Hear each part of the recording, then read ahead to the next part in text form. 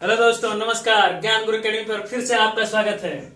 आइए दोस्तों शुरू करते हैं। अपना क्लास 12 का जो बचा हुआ हमारा का थोड़ा सा पोर्शन था उसको देखते हैं। हम लोग आज पढ़ने वाले हैं निषेचन यानी कि फर्टिलाइजेशन। ठीक है, जब नर एवं मादा जनन इकाइयां जब नर एवं मादा जनन इकाइयों के संयुग्मन की क्रिया होती है तो उसे हम लोग निषेचन करते हैं। यानी क्या होता है कि नर एवं मादा जो गैमीट्स होते हैं वो परस्पर एक दूसरे के पास आते हैं और जब उनमें फ्यूजन होता है यानी संयुग्मन होता है तो वही आपकी क्रिया निषेचन कहलाती है। ठीक है, निषेचन की घटना को सर्वप्रथम स्ट्रासबर्गर, ये आपसे पूछा जाता है कि निषेचन की घटना को सर्वप्रथम किसने देखा था। तो निषेचन की घटना को सर्वप्रथम बच्चों स्ट्रासबर्गर ने देखा था या डिस्कवरी की थी। ठीक है, तो ये दोनों पॉइंट आपके लिए वेरी इंपॉर्टेंट है कि निषेचन की घटना को सर्वप्रथम किसने देखा था। तो निषेचन की घटना को सर्वप्रथम स्ट्रासबर्गर ने देखा था। दरअसल जो निषेचन की घटना होती है वो निम्नलिखित चरणों में होती है, यानी 2 से 3 चरणों में होती है। तो आइए सबसे पहला चरण पढ़ने चलते हैं, परागकण का वर्तिकाग्र पर अंकुरण। डियर स्टूडेंट, आइए देखते हैं फर्स्ट प्रोसेस क्या होता है फर्टिलाइजेशन के बाद का। तो जो फर्स्ट प्रोसेस होता है, जो पहला विधि है, ये परागकण का वर्तिकाग्र पर अंकुरण होता है। फर्टिलाइजेशन जब होता है तो जो हमारे परागकण होते हैं वो वर्तिकाग्र पर जाकर चिपक जाते हैं और चिपकने के बाद क्या होता है कि वहां पे सुगर मौजूद होता है जिससे वर्तिकाग्र हमारा चिपचिपा होता है। ठीक है, और वो परागकण उस सुगर को सोखते हैं, एब्जॉर्ब करते हैं और फूल जाते हैं। आइए देखते हैं क्या होता है।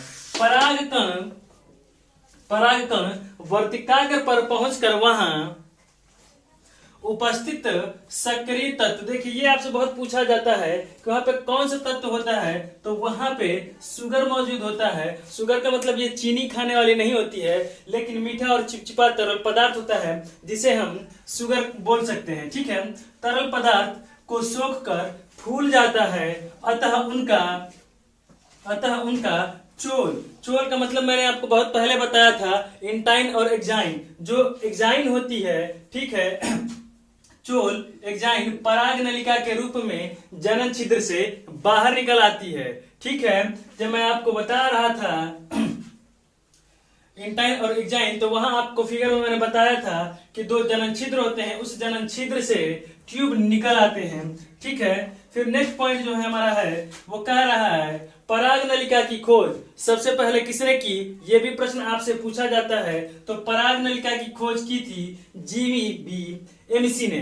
किसने की थी? जीबी एमसी ने सन 1842 ईस्वी में पोर्टलाका ओलिरेसिया में की थी। ठीक है, ये क्वेश्चन डायरेक्ट आपसे पूछा जाता है कि पराग नलिका यानी पोलन ट्यूब की डिस्कवरी या खोज किसने की थी। तो ये की थी जीबी एमसी ने 1842 में। ठीक है, प्रायः क्या होता है बच्चों कि प्रायः एक परागकण से केवल एक ही पोलन ट्यूब निकलती है, यानी कि पराग नलिका निकलती है। और जब एक ही नलिका निकलती है तो उसको बोलते हैं मोनोसाइफोनस। क्या बोलते हैं? मोनोसाइफोनस बोलते हैं। यदि पराग नलिका एक से ज्यादा निकलती है, ठीक है, तो उसको बोलते हैं पॉलीसाइफोनस। एक से ज्यादा पराग नलिका निकलती है तो उसको बोलते हैं पॉलीसाइफोनस, और एक ही पराग नलिका निकलती है तो उसको बोलते हैं मोनोसाइफोनस। हमारा ये पॉइंट है कि प्राय एक परागकण से केवल एक ही नलिका निकलती है।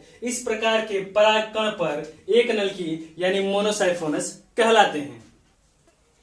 जैसा कि मैं आपको लोग को बता रहा था कि कुछ पादपों में जब पराग का जर्मिनेशन होता है, ठीक है, तो एक ही पोलन ट्यूब बनती है, उसको हम लोग मोनोसाइफोनस कहते थे। लेकिन सेकेंड पॉइंट हमारा ये था कि कुछ पादपों में परागकण एक से अधिक निकलते हैं। ठीक है, कुछ पादपों में परागकण, ठीक है, परागकण एक से अधिक पराग नलिका बनाते हैं। एक से अधिक क्या बनाएंगे? पराग नलिका बनाते हैं, मतलब एक से ज्यादा पोलन ट्यूब बनेगी। उन्हें हम कहते हैं बच्चों बहुनलिकीय। क्या बोलेंगे? जब एक से ज्यादा होगा तो हम उसे बहु कहेंगे या बहुवचन में प्रदर्शित करते हैं। तो जब एक नली से ज्यादा नली होंगी तो उसे हम लोग कहते हैं बहुनलिकीय, जिसको हम लोग कहते हैं पॉलीसाइफोनस कंडीशन। यानी कि स्टिग्मा पर पोलन ट्यूब जब बनेंगे तो एक से ज्यादा बनेंगे। लेकिन ये बात आप लोग ध्यान रखिएगा कि मालवेसी और कुकुरबिटेसी में ये होता है, ठीक है। किसमें होता है, इसके एग्जाम्पल होते हैं पॉलीसाइफोनस कंडीशन या बहुनरकीय जो अवस्था पाई जाती है वो पाई जाती है आपकी फैमिली या कुल मालवेसी और कुकुरबिटेसी में। एक बात और इम्पोर्टेंट है जो मैंने यहाँ लिखी नहीं है, मैं चाहता हूँ कि मैं आपको सिर्फ बता दूं। तो समझिएगा कि जो कुकुरबिटेसी फैमिली होती है, ठीक है, कुकुरबिटेसी फैमिली में ये पॉलीसाइफोनस कंडीशन जब पाई जाती है, लेकिन जर्मिनेशन के बाद एम्ब्रियो तक सिर्फ और सिर्फ एक ही पॉलन ट्यूब पहुंचती है, ठीक है। ये मत समझिएगा कि जितने सारे परागकण पॉलन ट्यूब बनाएंगे वो सारे एम्ब्रियो तक पहुंचेंगे, वहां तक पहुंचता है सिर्फ और सिर्फ एक ही पॉलन ट्यूब है। इसलिए ये चीज बहुत इंपॉर्टेंट होती है कि आप इस बात को समझ लीजिए कि जर्मिनेशन चाहे कितने भी पॉलन ग्रेन का हो या पॉलन ट्यूब बने, वह एम्ब्रियो तक पहुंचता सिर्फ और सिर्फ एक ही है, ठीक है। आइए इसके आगे देखते हैं। आइए दोस्तों देखते हैं हम लोग टाइप ऑफ स्टाइल।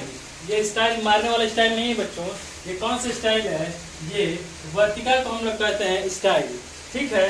तो आइए देखते हैं वर्तिका के प्रकार यानी कि टाइप ऑफ स्टाइल, ठीक है।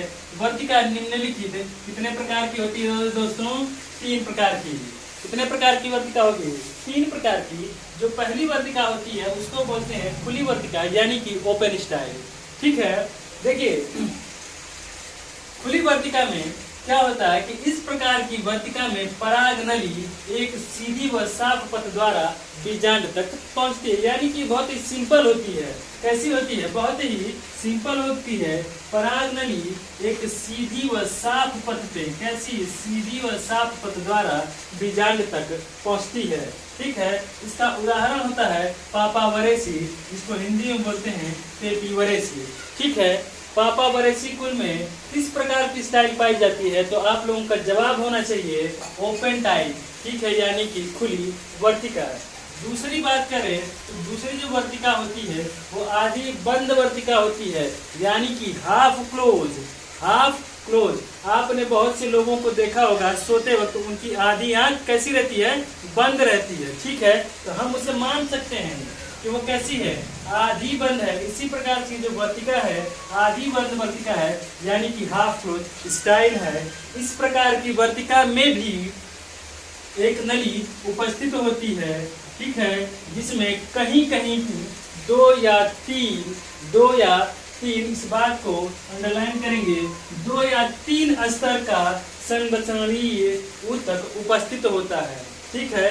कैसा होता है, संचरणीय, ठीक है, संचरणीय ऊतक उपस्थित होता है। इसका एग्जाम्पल होता है कैक्टस। आपने नागफनी देखा होगा, नागफनी को हम लोग क्या बोलते हैं, कैक्टस बोलते हैं, ठीक है। और कैक्टस में आधी बंद वर्तिका पाई जाती है, यानी कि कैक्टस में हाफ क्लोज स्टाइल पाई जाती है, ठीक है। जो तीसरा वर्तिका का प्रकार होता है ये होता है बंद वर्तिका यानी कि क्लोज स्टाइल। कैसा होगा, क्लोज स्टाइल होगा। और इस प्रकार की वर्तिका में, ठीक है, खोखली नली क्या होगी, क्या अनुपस्थित होती है, खोखली नली क्या होगी, अब्सेंट होती है, अनुपस्थित होती है। यह संचरणीय ऊतकों की उपस्थिति के कारण ठोस होती है।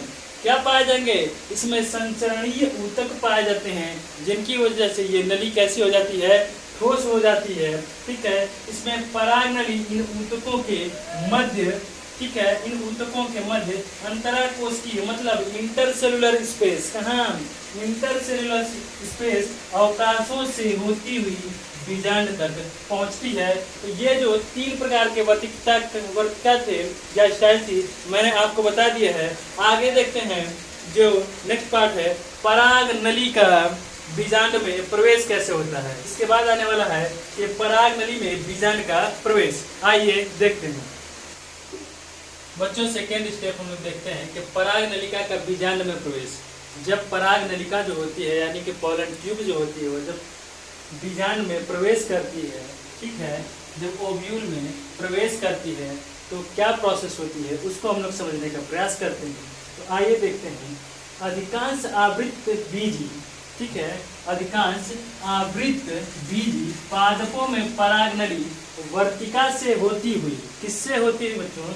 वर्तिका से होती हुई बीजांड द्वार के समीप पहुंच जाती है, यानी कि ओव्यूल के समीप पहुंच जाती है, और इसी समय नली में स्थित जनन केंद्र, ठीक है, जनन केंद्र दो नर युग्मकों में विभाजित हो जाते हैं। जैसे मैं आपको पहले बता चुका हूँ कि पोलन ग्रेन जो होता है, जो पराग कण होता है, जब पराग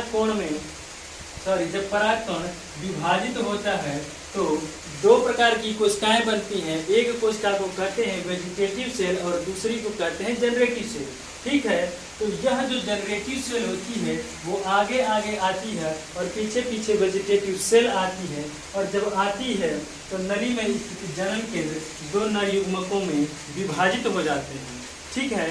और जब विभाजित हो जाते हैं यानी कि entry of pollen tube into ovule समाप्त हो जाता है, और तीसरे स्टेप पर पहुंचती है कहानी फर्टिलाइजेशन की, और उसको कहते हैं पराग नलिका का भ्रूण कोश में प्रवेश, यानी कि entry of pollen tube into the embryo site, ठीक है। मतलब पराग नलिका का भ्रूण कोश में प्रवेश। इसमें क्या होता है कि पराग नलिका भ्रूण कोश में प्रायः बीजांड द्वार के छोर से पहुंचती है, ठीक है। और तंतुमय समुच्चय के रासायनिक उद्दीपन के कारण, रासायनिक उद्दीपन अभी मैंने आपको पढ़ाया है, 2 मिनट पहले पढ़ाया है कि वहाँ पे शुगर का कंसंट्रेशन होता है जिसमें पराग कण फूल जाते हैं, ठीक है। ये वही रासायनिक उद्दीपन है जिनके कारण पोलन ट्यूब प्रवेश करता है, ठीक है। पराग नलिका का अंतिम सिरा अंड उपकरण में से एक सहायक कोशिका और अंड कोशिका के बीच से होकर या सहायक को भेजते हुए बीजांड में प्रवेश करता है, ठीक है। सहायक कोशिका में पराग नलिका फटकर, ठीक है, फटकर दो नर युग्मकों को स्वतंत्र कर देती है, और जब ये नर युग्मक स्वतंत्र हो जाते हैं तो मेल गैमेटोफाइट से जाकर निषेचित हो जाते हैं, तब ये हमारी पूरी प्रक्रिया फर्टिलाइजेशन कहलाती है, ठीक है। आइए बच्चों देखते हैं लास्ट स्टेप। जब नर एवं मादा युग्मकों का फ्यूजन होता है, यानी कि जब वो दोनों आपस में मिलते हैं, यानी कि उनका संलयन होता है, तो प्रक्रिया क्या बनती है। तो देखते हैं, जब भ्रूण कोश में नर युग्मक एवं अंड कोशिका से संयोजन करके द्विगुणित युग्मक का निर्माण करता है। हमने आपको पिछली क्लास में बताया था कि जो नर युग्मक होता है उसकी प्लॉइडी N होती है, जो मादा युग्मक होता है उसकी भी प्लॉइडी N होती है, और वो जब दोनों आपस में फ्यूज करते हैं यानी परस्पर एक दूसरे के संपर्क में आते हैं तो ये प्लॉइडी हमारी हो जाती है 2N, ठीक है। तो आप इस बात को समझिए कि जब नर युग्मक और अंड कोशिका संयोजन करके क्या बनाएंगे 2N यानी द्विगुणित युग्मक का निर्माण करते हैं, ठीक है। यह प्रक्रिया संयुग्मन यानी क्या कहलाएगी बच्चों, यह युग्मन यानी संलयन कहलाती है। जब नर युग्मक और अंड कोशिका का आपस में फ्यूजन होता है, संलयन होता है, तो वह पूरी प्रक्रिया हमारी संयुग्मन यानी कि सिंगैमी कहलाती है, ठीक है।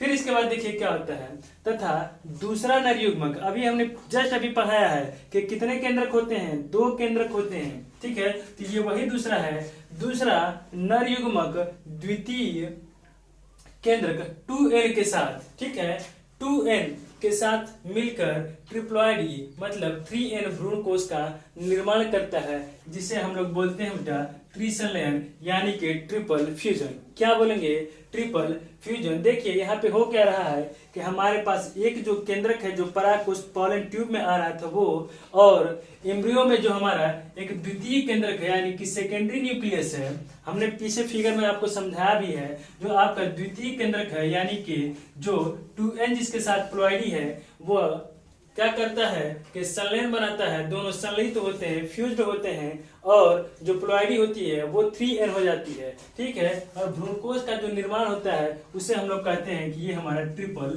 फ्यूजन है। देखिए बोर्ड एग्जाम में आपसे बहुत बार पूछा जाता है कि डबल फर्टिलाइजेशन क्या है या ट्रिपल फर्टिलाइजेशन क्या है, ठीक है। देखिए फिर क्या होता है कि इस प्रकार दोनों नरयुग्मक संलयन, ठीक है, नरयुग्मक निषेचन में भाग लेते हैं, अर्थात निषेचन 2 बार होता है, ठीक है। निषेचन कितनी बार होगा? 2 बार होगा। क्यों होगा? क्योंकि पॉलन ट्यूब में 2 केंद्रक थे। पॉलन ट्यूब में कितने केंद्रक थे? 2 केंद्रक थे।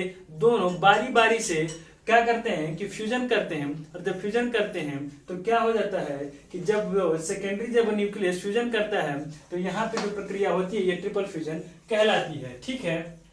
अब क्या होगा कि जब दोनों निषेचन में 2 बार भाग ले लेंगे, ठीक है, तो इस प्रक्रिया को क्या कहते हैं? डबल फर्टिलाइजेशन कहते हैं। ये आपसे बहुत बार पूछी जाती है। एनसीईआरटी का लास्ट चैप्टर का ये पॉइंट है कि डबल फर्टिलाइजेशन, ठीक है। और डबल फर्टिलाइजेशन आपने समझ लिया कि क्या करेंगे, दोनों नरयुग्मक निषेचन में भाग लेते हैं, अर्थात निषेचन 2 बार होता है, और जब निषेचन 2 बार होगा तो इस पूरी प्रक्रिया को कहा जाएगा कि ये द्विनिषेचन है, यानी कि डबल फर्टिलाइजेशन है, ठीक है। देखिए कुछ और महत्वपूर्ण बातें हैं डबल फर्टिलाइजेशन के पॉइंट ऑफ व्यू से जो आपसे पूछी जाती हैं। ये पूछा जाता है कि द्विनिषेचन की खोज किसने की थी? तो द्विनिषेचन की खोज की थी एसजी नावास्चिन ने। किसने की थी? एसजी नावास्चिन ने की थी। कब की थी? ईयर भी आपसे पूछ लिया जाता है, तो 1898 में की थी। किसमें की थी? तो ये होता है फ्रेटिलेरिया एवं लिलियम के प्लांट में, ठीक है। ये कई क्वेश्चन आपके बनते हैं कि निषेचन द्विनिषेचन की खोज किसने की थी? तो नावास्ची ने की थी। किस ईयर में की थी? तो 1898 में की थी। किस पौधों में की थी? तो फ्रेटिलेरिया एवं लिलियम के प्लांट में की थी, ठीक है। जो लास्ट है आपका कि संयुग्मन की खोज किसने की थी? ठीक है, संयुग्मन यानी कि फ्यूजन की खोज किसने की थी? तो फ्यूजन की खोज किसने की थी? स्ट्रासबर्गर ने की थी। ये भी बहुत इंपॉर्टेंट है और आपके यूपी बोर्ड के एग्जाम से बहुत ही ज्यादा महत्वपूर्ण है। तो बच्चों 2 चीजें इसमें बहुत महत्वपूर्ण है कि द्विनिषेचन की खोज किसने की थी और संयुग्मन की खोज किसने की थी। तो द्विनिषेचन की खोज की थी एसजी नावास्चिन ने। कब की थी? 1898 में की थी। किसमें किया था? तो फ्रेटिलेरिया में किया था, लिलियम के प्लांट में किया था। और संलयन की खोज किसने किया था? तो संलयन की खोज किसने किया था? स्ट्रासबर्गर ने किया था। कब किया था? तो इन्होंने किया था 1884। कब किया था बच्चों? 1884 में किया था, ठीक है। इसी के साथ ये जो पुष्पी पादपों में लैंगिक जनन का जो चैप्टर है वो समाप्त होता है। कुछ एडिशनल पॉइंट हैं जो मैं आगे आपको बताने वाला हूँ। इसी के साथ ही ये आपका चैप्टर समाप्त हो जाता है, ठीक है।